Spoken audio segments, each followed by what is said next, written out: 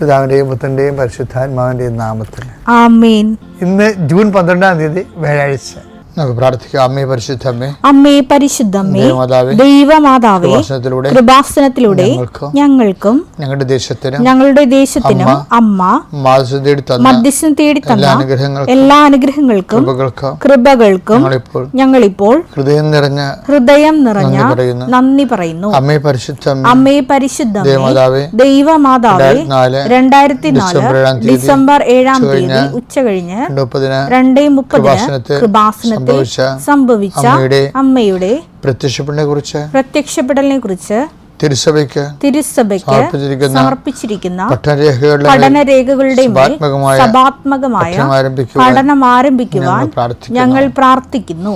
അമ്മേ പരിശുദ്ധമ്മേ, ഭൂസ്വർലോകങ്ങളുടെ രാജ്ഞിയായ അങ്ങേയ്ക്ക് ഭൗമസംരക്ഷണത്തിനായി പ്രപഞ്ചപ്രകൃതിയെ തന്നെ തിരുസഭ പ്രതിഷ്ഠിക്കുവാൻ ഈ പ്രത്യക്ഷീകരണം വഴി ഇടയാക്കണമേ. പരിശുദ്ധമ്മേ, ജപമാല മാതാവേ, സകല കൃപാസനം പ്രാർത്ഥനകളോടും ചേർത്ത് ഞങ്ങളിപ്പോൾ പ്രാർത്ഥിക്കുന്ന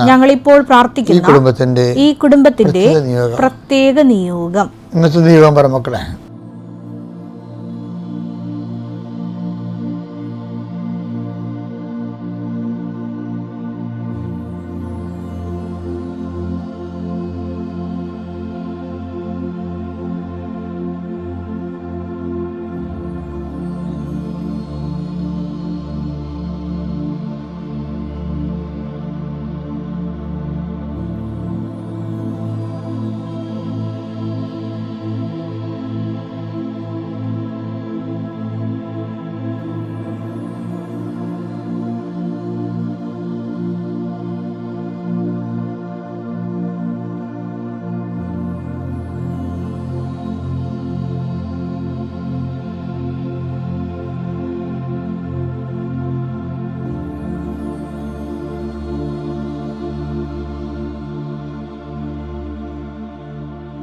അമ്മയുടെ പ്രത്യക്ഷീകരണത്തിന്റെ ഈ അനുഗ്രഹവേളയിൽ ഞങ്ങൾക്ക് സാധിച്ചു തരുവാൻ കനിയണമേ.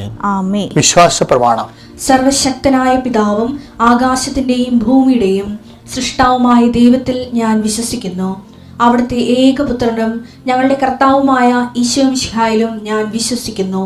ഈ പുത്രൻ പരിശുദ്ധാത്മാവിനാൽ ഗർഭസ്ഥനായി കന്യകാമറിയത്തിൽ നിന്ന് പിറന്ന് പൊന്തിയോസ് പീലാത്തോസിന്റെ കാലത്ത് പീഡകൾ സഹിച്ച് കുരിശിൽ തറയ്ക്കപ്പെട്ട് മരിച്ച് അടക്കപ്പെട്ട് പാതാളങ്ങളിൽ ഇറങ്ങി മരിച്ചവരുടെ ഇടയിൽ നിന്ന് 3-ാം നാൾ ഉയർത്ത് സ്വർഗത്തിലേക്ക് എഴുന്നള്ളി സർവശക്തിയുള്ള പിതാവായ ദൈവത്തിന്റെ വലതുഭാഗത്തിരിക്കുന്നു. അവിടെ നിന്ന് ജീവിക്കുന്നവരെയും മരിച്ചവരെയും വിധിക്കുവാൻ വരുമെന്നും ഞാൻ വിശ്വസിക്കുന്നു. പരിശുദ്ധാത്മാവിലും ഞാൻ വിശ്വസിക്കുന്നു. വിശുദ്ധ കത്തോലിക്കാ സഭയിലും പുണ്യവാന്മാരുടെ ഐക്യത്തിലും പാപങ്ങളുടെ മോചനത്തിലും ശരീരത്തിന്റെ ഉയർപ്പിലും നിത്യമായ ജീവിതത്തിലും ഞാൻ വിശ്വസിക്കുന്നു. ആമേൻ. സ്വർഗ്ഗസ്ഥനായ ഞങ്ങളുടെ പിതാവേ, അങ്ങയുടെ നാമം പൂജിതമാകണമേ. അങ്ങയുടെ രാജ്യം വരണമേ. അങ്ങയുടെ തിരുമനസ് സ്വർഗത്തിലെ പോലെ ഭൂമിയിലും ആകണമേ. അന്നു വേണ്ടുന്ന ആഹാരം ഇന്ന് ഞങ്ങൾക്ക് തരണമേ. ഞങ്ങളോട് തെറ്റ് ചെയ്യുന്നവരോട് ഞങ്ങൾ ക്ഷമിക്കുന്നത് പോലെ ഞങ്ങളുടെ തെറ്റുകൾ ഞങ്ങളോടും ക്ഷമിക്കണമേ. ഞങ്ങളെ പ്രലോഭനത്തിൽ ഉൾപ്പെടുത്തരുതേ, തിന്മയിൽ ഞങ്ങൾ രക്ഷിക്കണമേ. ആമേൻ. നന്മ നിറഞ്ഞ മറിയമേ, സ്വസ്തി. കർത്താവ് അങ്ങയുടെ കൂടെ സ്ത്രീകളിൽ അങ്ങ് അനുഗ്രഹിക്കപ്പെട്ടവളാകുന്നു. അങ്ങയുടെ ഉദരത്തിൻ ഫലമായി ഈശോ അനുഗ്രഹിക്കപ്പെട്ടവനാകുന്നു. പരിശുദ്ധ മറിയമേ, തമ്പുരാന്റെ അമ്മേ, പാപികളായ ഞങ്ങൾക്ക് വേണ്ടി ഇപ്പോഴും ഞങ്ങളുടെ മരണസമയത്തും തമ്പുരാനോട് അപേക്ഷിക്കണമേ. ആമേൻ. കർത്താവിന്റെ ഉന്നതമായ നാമത്തിലെ സഭയുടെ അധികാരത്തിൽ കുരിശിൻ്റെ അടയാളത്തിൽ ദൈവശക്തിയാൽ നീ നിന്റെ കുടുംബം ഈശോ നാമത്തെ അനുഗ്രഹിക്കപ്പെടട്ടെ. നിന്റെ ഇന്നത്തെ യാത്ര ലക്ഷ്യങ്ങൾ,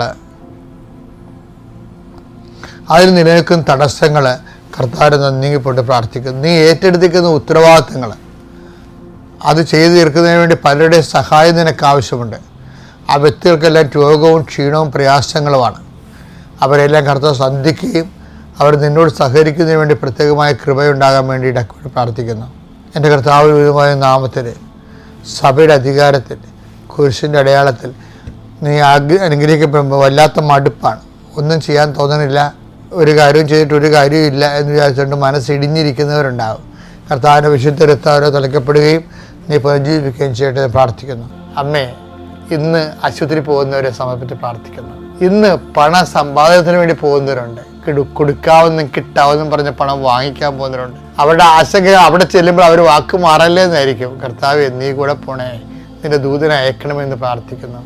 നിന്റെ യാത്ര, നിന്റെ ജോലി, നിന്റെ താമസം, നിന്റെ ഭക്ഷണം, നിന്റെ ആരോഗ്യം, നിന്റെ സംഭാഷണം, നിന്റെ ക്രയവിക്രയങ്ങൾ, നിന്റെ ജീവിത മാർഗങ്ങൾ എല്ലാം കർത്താവിൻ്റെ നാമത്തിൽ, നിന്റെ ഉദ്യമങ്ങൾ, ഉദ്ദേശ്യങ്ങൾ എല്ലാം ഈശോയുടെ നാമത്തിൽ ഫലമണിയട്ടെ. നിത്യം പിതാവും പുത്രനും പരിശുദ്ധാത്മാവ് സർവ്വസ്വരം നീക്കുവാമേ.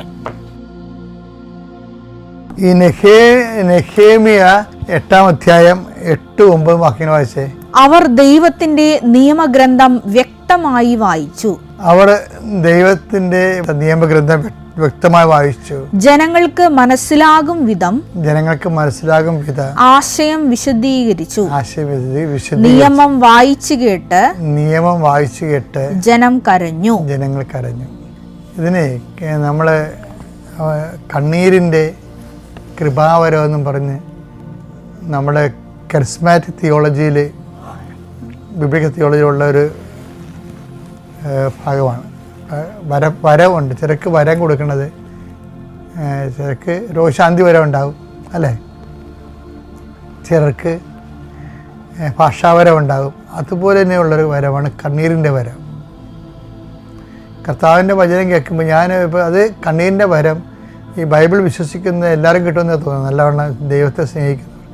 ഞാൻ ഈ ജെറുസലേമിൽ നിൽക്കുമ്പോൾ ആ വെയിലിംഗ് വാളില്ലേ, ആ വെയിലിംഗ് വാളിൻ്റെ അവിടെ നിൽക്കുമ്പോൾ ആ ഭയങ്കര വെയിലായിരുന്നു. അപ്പോൾ അവിടെ ഒരു യഹൂദ കുടുംബം, നല്ല പൊക്കവും തടിയൊക്കെ ഉള്ളവർ, നല്ല വെളുത്തിട്ടുള്ളവരാ, അയാളുടെ വൈഫ്, പിന്നെ അവരുടെ 6 കുഞ്ഞുങ്ങൾ, നല്ല വെള്ളമൊക്കെ ഇട്ട് നല്ല മിടുക്കന്മാരായിട്ടൊക്കെ നിൽക്കണേ. കൊച്ചു പിള്ളേരെ ഉണ്ട് ഇങ്ങനെ സ്പ്രിങ് പോലൊക്കെ. അവർ 4 മണിക്കൂറായിട്ടും ആ വെയിലത്ത് നിന്ന് ഈ വചനം വായിക്കുകയും ചെയ്യുന്നുണ്ട്, കരയുകയും ചെയ്യുന്നുണ്ട്. ഞാൻ ആദ്യമായിട്ടാണ് ഇങ്ങനെ ഒരു കുടുംബസമേതം ആൾക്കാർ വചനം വായിച്ച് കരയണ കാണുന്നത്. അപ്പോൾ എനിക്ക് തോന്നുന്നു എന്തൊരു ഡീപ്പനാണ് അവർ. ഇത് കാര്യം ഇവർക്കെല്ലാം ഒരു ഫീലിങ്ങിൻ്റെ വിഷയമാണിതെല്ലാം. അവർക്ക് നമ്മളെ, എനിക്കുള്ളത് ചില കാര്യങ്ങളിൽ അവരുടെ the ardent love of God ഭയങ്കരമാണ്.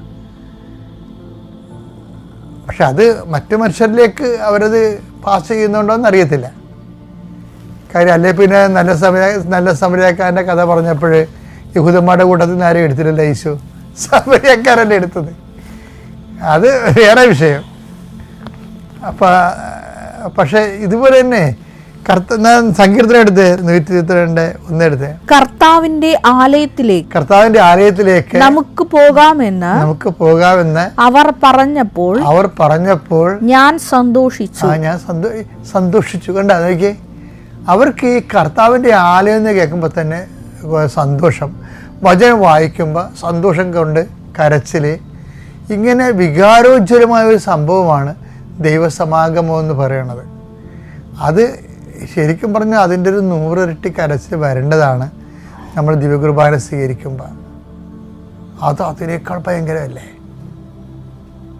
അപ്പം അതുകൊണ്ട് നിൻ്റെ ജീവിതത്തിലെ ഈ വൈകാരികമായിട്ട് തന്നെ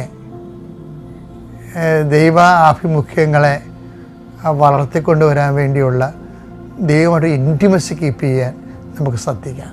പ്രൈസ് ദി ലോർഡ്.